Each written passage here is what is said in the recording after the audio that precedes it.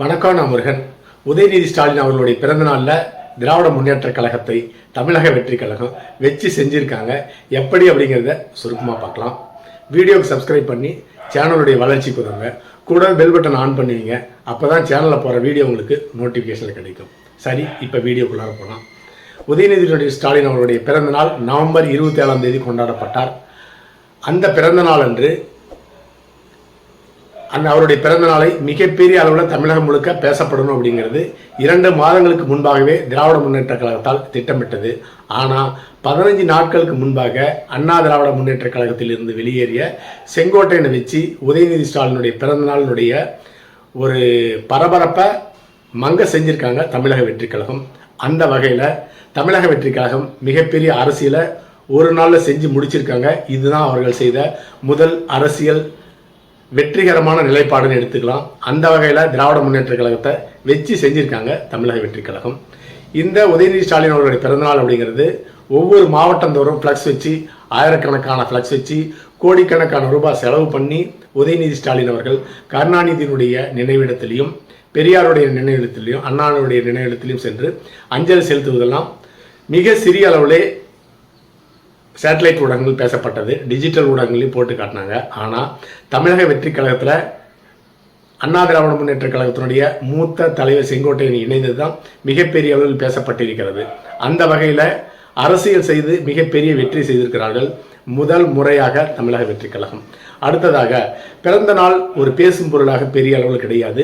தமிழக அளவுலவே பெரிய அளவில் திராவிட முன்னேற்ற கழகத்தினுடைய துணை முதலமைச்சர் உதயநிதி ஸ்டாலின் அவர்களுடைய பிறந்தநாள் பெரிய அளவில் பேசு பொருளாக கொண்டு போய் சேர்க்கணும். அதன் மூலமாக அதனுடைய தொடர்ச்சியாக வருகின்ற 2026 சட்டமன்ற தேர்தலுக்கு ஒரு தேர்தல் பிரச்சாரத்திற்கு அச்சாரமாக அமையும்னு சொல்லிட்டு திமுக நினைச்சிருந்தாங்க. அவர்களுடைய நினைப்பில் மிகப்பெரிய இடியை இறைக்கிறது தமிழக வெற்றி கழகம்.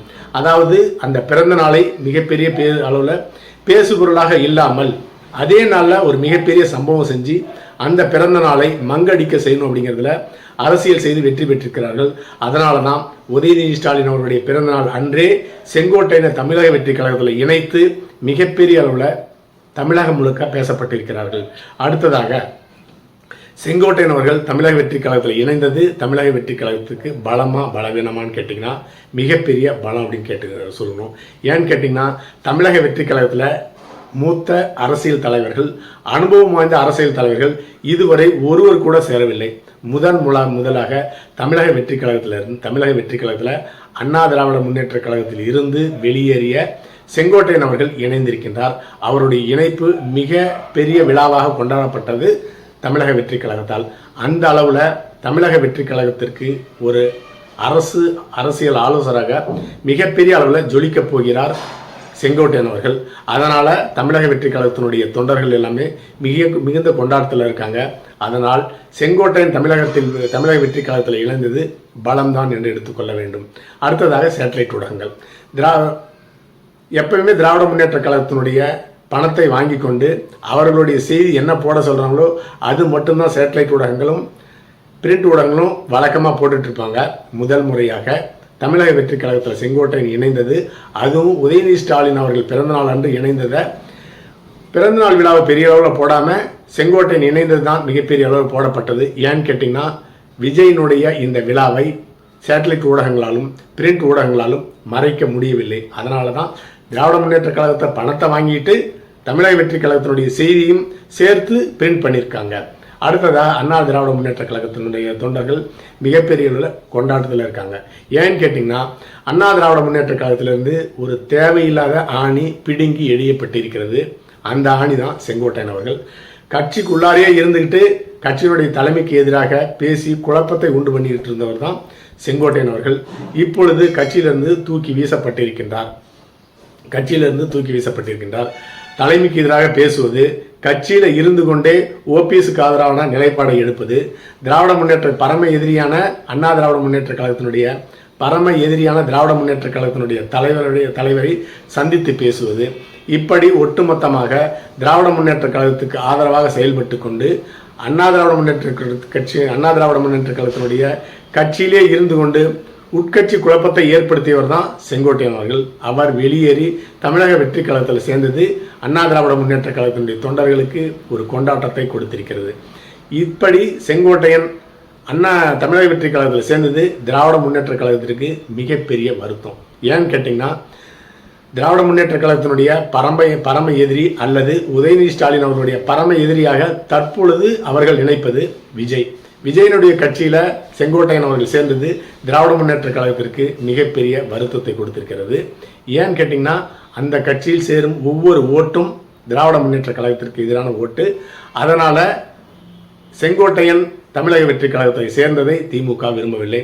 அப்படி செங்கோட்டையன் அவர்கள் அண்ணா திராவிட முன்னேற்ற கழகத்திலே உள்ளாரே இருந்து கொண்டு குழப்பத்தை ஏற்படுத்தி கொண்டிருக்கிறார். வெளியேறி ஓபிஎஸ் கட்சியிலையோ அல்லது தினகரன் கட்சியிலையோ கடைசியாக பாரதிய ஜனதா கட்சியில் தான் சேருவார்னு சொல்லிட்டு கணிக்கப்பட்டது. இந்த 3 கணிப்பும் தவறாகி தற்பொழுது தமிழக வெற்றி கழகத்தில் இணைந்திருக்கின்றார். அடுத்ததாக அண்ணாமலை எய்த அம்பு தான் செங்கோட்டையன் அவர்கள். எடப்பாடி பழனிசாமிக்கு எதிராக அண்ணாமலையால் ஏவப்பட்ட அம்பு தான் செங்கோட்டையன் அவர்கள். அப்படி செங்கோட்டையனை வைத்து அண்ணா திராவிட முன்னேற்ற கழகத்தை பலவீனப்படுத்தணும் அப்படிங்கிறதுக்காக தான் செங்கோட்டையனை வைத்து தலைமைக்கு எதிராக பேச வைத்தார். அடுத்ததாக தினகரனை அந்த பாரதிய ஜனதா கூட்டணியிலிருந்து வெளியேற வைத்து அந்த வேலையும் உள்கத்து வேலையும் செய்த அண்ணாமலை அவர்கள். அடுத்ததாக ஓபிஎஸ் அவர்களையும் பேச வைத்தார் அண்ணா திராவிட முன்னேற்ற கழகத்தினுடைய தலைமைக்கு எதிராக. இப்படி 3 பேரும் அண்ணாமலையினுடைய தூண்டுதலின் பேரலாக செங்கோட்டையன், ஓபிஎஸ், தினகரன் அவர்கள் 3 பேருமே அண்ணா திராவிட முன்னேற்ற கழகத்துக்கு எதிராக பேசிக் கொண்டிருந்தார்கள். இப்படி அண்ணாமலையால் ஏவப்பட்ட அம்பு தான் எடப்பாடிக்கு எதிராக செங்கோட்டையன் அவர்கள். அப்படி அண்ணாமலை எய்த அம்பு அண்ணாமலை மீதே திரும்பி வந்து பாய்ந்திருக்கிறது. இப்பொழுது எந்த விதமான முக்கிய பொறுப்பும் இல்லாத நிலையில தான் அண்ணாமலை அவர்கள் பாரதிய ஜனதா கட்சியில் தற்பொழுது உலவிக் கொண்டிருக்கிறார். அடுத்ததாக ஓபிஎஸ், தினகரன் 2 பேருக்குமே மிகப்பெரிய வருத்தம் தமிழக வெற்றி கழகத்தில் செங்கோட்டையன் அவர்கள் இணைந்தது. இப்படி தன்னுடைய கட்சியை சேர்ந்த ஒருவர், நம்மெல்லாம் கட்சி விட்டு வெளியே வந்துட்டோம், இப்பொழுது கட்சிக்கு எதிராக பேசி ஒரு தேர்தல் சமயத்தில் ஒரு சறுக்களை அண்ணா திராவிட முன்னேற்ற கழகத்துக்கு ஏற்படுத்தியிருக்கின்றார். அதன் மூலமாக அவர் கட்சியிலிருந்து வெளியேறினா ஒன்று ஓபிஎஸ் கட்சியில் அல்லது தினகரன் கட்சியில் சேருவார் அப்படின்னு 2 பேருமே நம்பிட்டு இருந்தாங்க. அப்படி சேராமல் தமிழக வெற்றி கழகத்தில் சேர்ந்ததுனால ஏற்கனவே மிக மோசமான நிலையில் இருக்கிற ஓபிஎஸ்னுடைய கூட்டணி கட்சிகள், அந்த கட்சியினுடைய 2ஆம் கட்ட தலைவர்கள்லாம் ஒவ்வொருவராக வெளியே போயிட்டாங்க. செங்கோட்டையன் புதுசாக சேருவார், வைத்திலிங்க ஏற்கனவே இருக்காரு. அதனால் ஓரளவு 2026 சட்டமன்ற தேர்தலில் தாக்கு பிடிக்கலாம் நினைச்ச ஓபிஎஸ் அவர்களுக்கு மிகப்பெரிய சறுக்களை கொடுத்திருக்கிறது.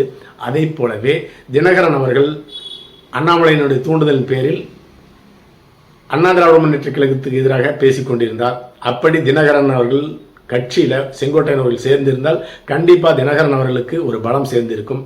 அந்த 2 கட்சியிலுமே சேராமல் தற்பொழுது தமிழக வெற்றி கழகத்தில் சேர்ந்திருப்பது திராவிட முன்னேற்ற கழகத்துக்கு மட்டுமல்ல, அண்ணா திராவிட முன்னேற்ற கழகத்திலிருந்து வெளியேறிய ஓபிஎஸ் மற்றும் தினகரன் மற்றும் ஒட்டுமொத்த சதிகாரனாக செயல்பட்டு கொண்டிருக்கின்ற அண்ணாமலைக்கும் மிகப்பெரிய வருத்தத்தை கொடுத்திருக்கிறது.